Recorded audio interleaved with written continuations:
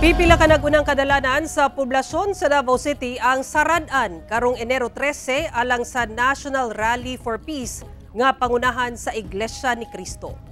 Gibutyag ni Councilor Tek Ocampo nga giaprubahan karong adlaw sa sesyon sa Davao City Council ang request sa Iglesia ni Cristo nga temporary road closure alang sa San Pedro Street, CM Recto, si Bangoy, Inigo, Pelayo, Bolton ug Rizal Street sa Enero 11 ug 12. Samtang full closure karong Enero 13 ang tibuok Coastal Road gikan Bagua Playa nga entrance ug hangtod sa exit sa Tulip Drive.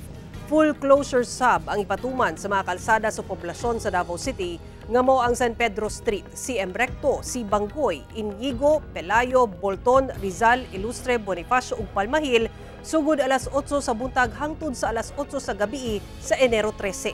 Kini alang sa ipahigayong National Rally for Peace sa Iglesia ni Cristo.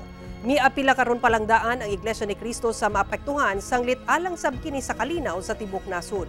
Moabot sa kapin 500,000 ka mga miyembro sa Iglesia ni Cristo ang magtapok sa Davao City nga magikan sa tibok Davao Region, Soc-Sargen ug Maguindanao provinces.